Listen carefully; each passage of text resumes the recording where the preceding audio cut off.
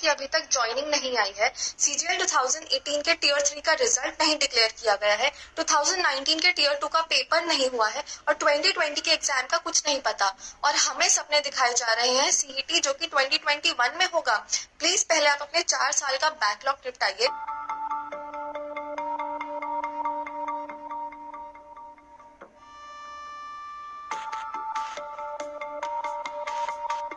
मैंने मई 2018 में form fill किया था एसएससी सीजीएल का। उसके एक साल के बाद जून 2019 में हमारा प्री कंडक्ट कराया गया था, जिसमें मेरा अच्छा स्कोर था। उसके बाद मेंस कंडक्ट हुआ सितंबर 2019 में, उसमें भी मेरा डिसेंट स्कोर था। तो मुझे लगा था कि चलो इस बार मेरी जॉब कंफर्म है। इसके बाद असली खेल शुरू होता है जब 29 दिसंबर को हम लोग अपना डिस्क्रिप्टिव दे के आते हैं, जो कि टीयर 3 है सीजीएल एग्जाम में। उसके बाद आज 250 दिन हो गए हैं और अभी तक कोई भी रिजल्ट नहीं आया है।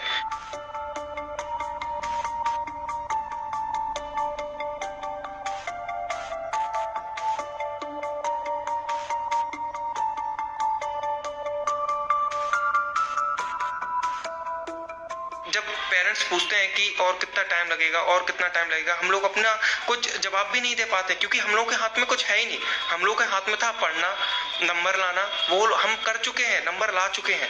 हम केवल गवर्नमेंट से ये बोल रहे हैं कि आपने जो वैकेंसी निकाली है, उसके लिए जो कट ऑफ निकाली है, हम लोगों ने मार्क्स लिए हैं, हमें केवल वो जॉब दे दो। बच्चे बहुत ज्यादा परेशान है। Please bring transparency in examination process.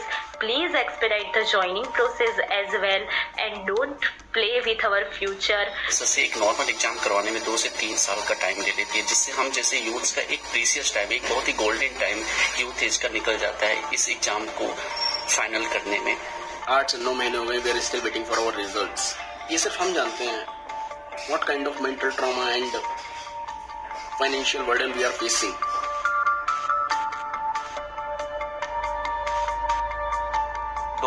में ग्रेजुएशन कंप्लीट हो गई, 4 साल से बेरोजगारी झेल रहे हैं। ठीक है, बेरोजगारी हमारे सर पे बैठी हुई है इसलिए क्योंकि प्रोसेस बहुत लंबा है।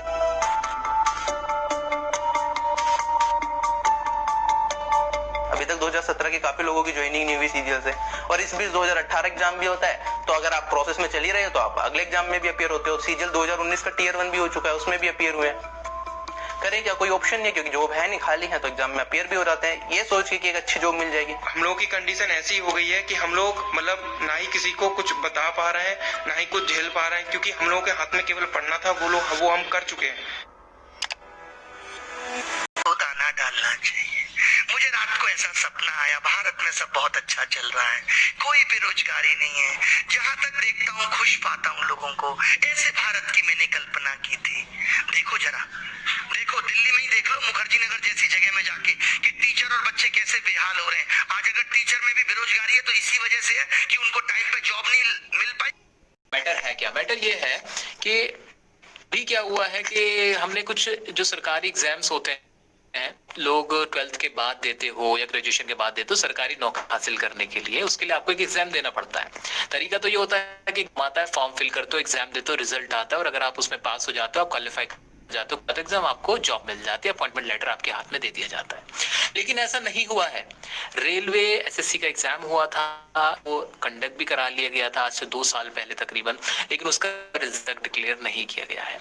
अब बच्चों का क्या प्रॉब्लम है, 2 करे तो नहीं, क्या उन्होंने अपना एग्जाम दिया, उन्हें ये तक नहीं पता कि वो पास हुए हैं कि फेल हुए हैं। वो टीम जो आप लोगों ने छेड़ी है और आपके प्रयासों से और जो बाकी सारे टीचर्स के प्रयासों से और इतने सारे जो स्टूडेंट जुड़े हुए हैं उनके प्रयासों से आज ये मुहिम बिल्कुल अपने चरम पर है।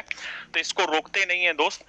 मेरा सुझाव यहाँ पर यही है कि हम यूनाइट होकर यहाँ पे काम करें और अपनी यूनिटी को रिप्रेजेंट करें। और आज जो 11 बजे जो अब बज चुके हैं और 11:05 हो चुके हैं, तो आप अपने ट्विटर हैंडल पर जाइए, नहीं है तो ट्विटर ऐप को डाउनलोड करिए। मैं भी कल ही जुड़ा हूँ ट्विटर पे सिर्फ इसी कैंपेनिंग के लिए। तो ट्विटर पे जाइए और ट्वीट करिए जो आपको ठीक लगे। हम ट्वीट कर सकते हैं speak up for SSC railway student, क्योंकि रेलवे और एसएससी के स्टूडेंट के साथ बहुत दिक्कतें हो रही है। हम कर सकते हैं क्या, हम ट्वीट कर सकते हैं कि भैया speak up for SSC railway student, SSC declare CGL result, boycott SSC chairman. ये सारी की सारी चीजें ट्रेंडिंग पे जा रही है और हमारी जो मेन डिमांड है सिर्फ और सिर्फ यही है। और हम इस डिमांड को इस ट्विटर कैंपेन के बाद बहुत बड़े लेवल पे आगे लेके जाएंगे और हम पूरे गवर्नमेंट जॉब के चार्टर को ही सही कराएंगे। हमारा उद्देश्य यही है कि भैया फेयर एंड टाइमली एग्जाम होना चाहिए, टाइमली पब्लिकेशन ऑफ रिजल्ट होना चाहिए। ये नहीं कि आपका एग्जाम हो गया, आप रिजल्ट एक साल के लिए ना निकालो, वो काम नहीं होना चाहिए। कोई भी धांधलेबाजी नहीं होनी चाहिए किसी भी एग्जाम में। एनटीपीसी जो 2019 में तुमने अप्लाई करवाया था, जो सरकार के चुनाव से पहले तुमने करवाया था, मैंने अपनी फेसबुक वीडियो में भी कहा था कि ये देश का सबसे बड़ा घोटाला कि चुनाव ही अपने आप में घोटाला है। आपने एक किस्म से घोषणा पत्र जारी किया अपनी सरकार लाने के लिए कि जी हम एनटी निकालने लग रहे हैं और हम हर साल 2 करोड़ जॉब देंगे, और उसका ट्रेलर ये कि जी हम एनटीपीसी के थ्रू 1 लाख वैकेंसी लेके आ रहे हैं, 90,000 वैकेंसी लेके आ रहे हैं। और इसके थ्रू आपने अपना प्रचार जारी किया युवाओं के लिए, रोजगार के लिए, और जैसे ही चुनाव खत्म हुआ आप उसको भूल गए। तो अल्टीमेटली बीजेपी ने, सरकार ने सबसे बड़ा घोटाला तो यही किया कि जो चीज उन्होंने कही वो एक भी पूरी नहीं की। मतलब युवाओं के साथ स्पष्ट रूप से चीटिंग हुई, हमारे वोट इनडायरेक्ट वे में खरीद लिए गए, युवाओं को झूठे सपने दिखाकर वोट खरीद लिए गए। तो ऐसी सरकार को हम यहां पर ये कह रहे हैं कि भैया जो तुमने बोला था उस एग्जाम को कंडक्ट कराओ, वेटिंग लिस्ट हर एग्जाम में होनी चाहिए। और अब हम इसके बाद आज ही हम ट्विटर कैंपेन आगे दौड़ा रहे हैं। हर एक बच्चा ट्विटर पे अपने अपने ट्वीट करिए जैसे भी आपको समझ आता है। मैंने भी ट्विटर आज कल ही ज्वाइन किया सिर्फ इसी के लिए। अगर आपको नहीं आता है तो आप अभी ज्वाइन करिए और ट्विटर पे अपने ट्वीट को आगे बढ़ाइए। मेरे हो जाएगा, किसी भी हालत में इस मुहिम को अब नीचे नहीं गिरने दिया जाएगा, क्योंकि ये बड़े दिन बाद ये मुहिम उठी है। अब ये उठ गई तो उठने दो, समझ रहे हैं मेरे दोस्तों। तो मैंने भी ट्वीट कर दिया है, आप सब ट्वीट करिए, आगे बढ़िए यार, सोचिए ही मत किसी चीज को लेके। जितने भी टीचर हैं सारे यूनाइटेड हैं। कल हम सब टीचर्स की मीटिंग हुई थी, जो शामिल हो पाया उसमें 8-10 जो टीचर शामिल हो पाए, बहुत सारे शामिल ही नहीं हुए, लेकिन जो भी शामिल हो पाए सबके एक ही मत से प्रस्ताव आया कि भैया अब ये बढ़ी है तो इसको बहुत जोर शोर से आगे बढ़ाओ। ना तो कोई टीचर डरता है किसी सरकार से, ना कोई इंस्टीट्यूट ओनर डरता है, ना कोई और डरता है, कोई किसी से नहीं डरता, क्योंकि हर काम, हर धंधा इस समय सब धंधे पे चोट पहुंची हुई है, ना केवल एजुकेशन, हर एक चीज पे। आपको पता ही अभी डाटा आया 23% गिरावट आ गई जीडीपी में। और मैं तो पता नहीं सच है कि झूठे फेसबुक पे पढ़ रहा था कि इतिहास में पहली बार ऐसा हुआ है ना। तो हमें नहीं पता उसका क्या लीगल फैक्ट है, वो सही है कि गलत है कि पहली बार हुआ, लेकिन 23% जीडीपी में गिरावट आ गई। हर धंधा पिटा पड़ा है, तुम टैक्स लगातार लिए जाने लग रहे हो, हर तरीके से हर धंधा बर्बाद होने लग रहा है, लोग आत्महत्या करने लग रहे हैं। स्टूडेंट अपना रोजगार मांग रहा है, स्टूडेंट ये कह रहा है कि तुमने कम वैकेंसी निकाली, हमने वो सुन ली। अरे तुम उसको तो कंडक्ट करा लो टाइम पे, उसका रिजल्ट तो टाइम पे निकालो। तो मेरे भाई कत्ती जुड़े हुए हैं, सारे टीचर आपके साथ है, कोई नहीं डर रहा, कोई भी इंस्टीट्यूट ओनर नहीं डरता।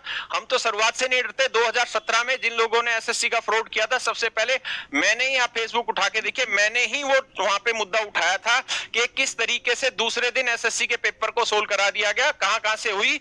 और उसके बाद हमने उस मुद्दे को इतने बड़े लेवल पे उठाया कि 2017 वाले मुद्दे पे सीबीआई कोर्ट केस तक चला।